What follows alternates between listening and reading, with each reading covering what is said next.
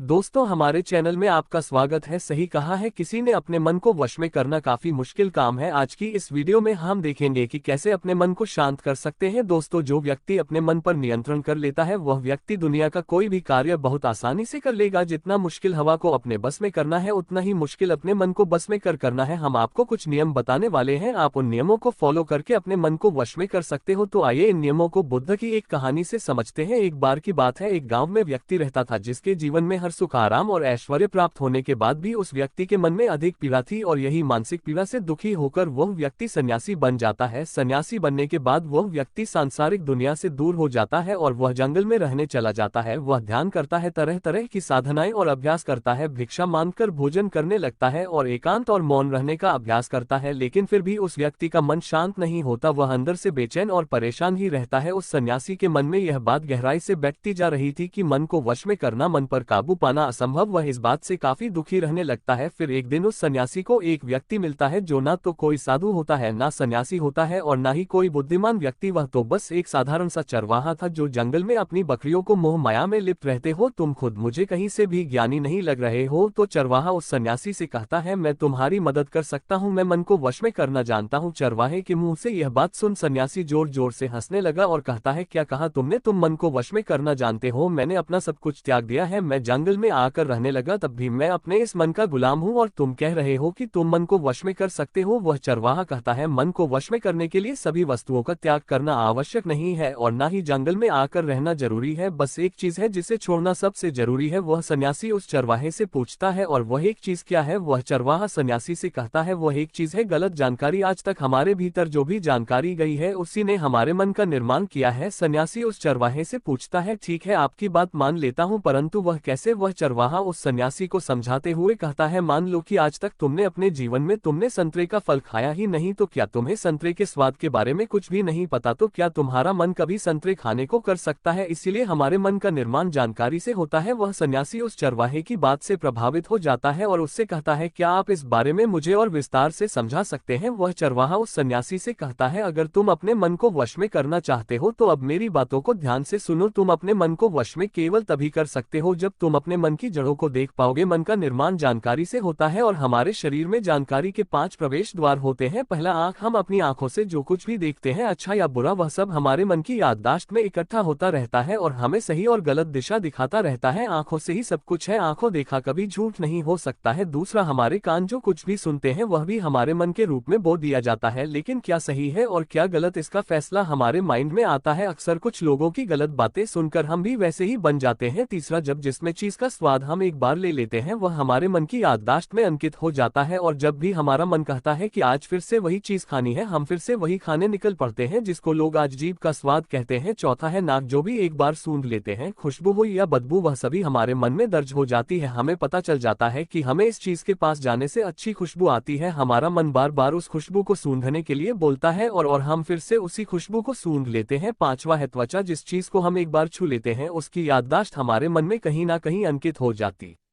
है। हम छूकर भी बता सकते हैं कि यह वही चीज है या कोई और, हमें चीज छूने से भी लंबे समय तक याद रहती है। दोस्तों, इन 5 शारीरिक दरवाजों से जो भी जानकारी हमारे अंदर जाती है वह जानकारी बीजों के रूप में जमा हो जाती है और धीरे धीरे वृक्ष बनते हैं। हमारा मन मिट्टी की तरह है जिसमें बीज बोए जाते हैं और हमारी बुद्धि बीज बोने वाले किसान की तरह है। अगर हमारी बुद्धि गलत जानकारी के बीजों को सही जानकारी के बीज समझकर बो देगी तो भविष्य में वह बीज वृक्ष बनेगा, तो खराब फल ही देगा। तुम्हारा मन तुम्हारे वश में इसीलिए नहीं है क्योंकि तुमने पहले से ही अपने मन में बहुत सारे गलत बीज बो रखे हैं और अब वह बीज बड़े वृक्ष बन चुके हैं। वह सन्यासी उस चरवाहे से पूछता है, तो अब मुझे क्या करना चाहिए? क्योंकि अब तक मैं बहुत सारे गलत बीज बो चुका हूं और जो बीज बोए जा चुके हैं उन्हें वापस निकाला नहीं जा सकता है। इस बात पर वह चरवाहा उस सन्यासी से कहता है, अब तक तुम अनजाने में हजारों गलत बीज बो चुके हो, लेकिन अब उन खराब पड़ों को काटकर अब फिर से लाखों अच्छे बीज बोने के लिए तैयार हो जाओ। तुमको बस इस बात पर ध्यान देना होगा कि जो तुम्हारे शरीर के 5 प्रवेश द्वार हैं उनसे होकर जो जानकारी अंदर जा रही है वह सही है या गलत, इस बात की पुष्टि करनी चाहिए ताकि तुमको सभी अच्छी बातें ही सुनने को मिले। वह सन्यासी कहता है, ये कब तक करना होगा? वह चरवाहा कहता है, पूरी जिंदगी करना होगा। जिस तरह तुम अपने ने पेट को अच्छा भोजन देते और बार बार देखते हो कि खाने में कोई कंकड़ या कोई चीज तो नहीं पड़ी है, तो इसी प्रकार अपने दिमाग को भी अच्छा भोजन देना होगा, यानी सही जानकारी से हमारे सही विचार जिंदगी में हर दिन तुमको दो प्रकार के विकल्प देंगे, एक गलत और दूसरा सही, लेकिन तुमको हमेशा सही विकल्प ही चुनना होगा। इसके लिए चाहे तुम्हें फिर से वही चीज दोहरा होगी, लेकिन सही विकल्प चुने। वो चरवाहा कहता है कि एक बात याद रखना, सही विकल्प का चुनाव करने में तुम्हारे अंदर पीड़ा हो सकती है, लेकिन वह पीड़ा कुछ समय ही रहेगी, इसलिए तुम्हारे अंदर कितनी भी पीड़ा क्यों ना हो, लेकिन हमेशा सही का ही चुनाव करना है। याद रखना, तुम जितनी बार सही चुनोगे उतनी बार अच्छा बीज बोओगे, और एक समय ऐसा भी आएगा कि तुम्हारे दिमाग में सिर्फ अच्छे बीज ही रहेंगे, और जिस दिन ऐसा हुआ तो तुम्हारा मन तुम्हारे बस में हो जाएगा। लेकिन इसके लिए तुम्हें आज और अभी से प्रयास करना होगा, और आपको चाहे तुमको कितनी भी जल्दी क्यों ना हो अपने मन में सही चीज जमा करे, ताकि आप आगे चलकर भी उनको कर सको। ऐसा कोई काम अपने विचारों में ना लाए जो आगे जाकर तुमको दुख दे। इससे कुछ समय तक तो दुख रहेगा, लेकिन लंबे समय में याद आएगा कि अपने सही फैसला किया था। और ऐसी चीजों को अपने मन में जमा करे जो आप कर सकते हो, ऐसी चीज मत करो जो तुम कर नहीं सकते हो। वो चरवाहा उस सन्यासी से कहता है कि हमेशा आगे बढ़ो और अपनी ऊर्जा को अपने दिमाग तेज करने में लगा देना। वह सन्यासी उस चरवाहे की बात समझ जाता है और उनका धन्यवाद करते हुए बोलता है, मुझे माफ कर दो, मैंने कभी सोचा नहीं था आप इतने ज्ञानी हो, मुझे लगता मैं ही बुद्धिमान हूँ, लेकिन मैं गलत था। इस बात पर वह चरवाहा कहता है, आपको कभी भी अपने मन में यह बात नहीं लानी चाहिए कि मैं ही सबसे बुद्धिमान व्यक्ति हूँ, इससे आपके अंदर अहंकार उत्पन्न होते हैं। मैं बुद्धिमान हूँ ये सोचना अच्छी बात है, लेकिन मैं ही बुद्धिमान हूँ ये सोचना गलत बात है। धन्यवाद।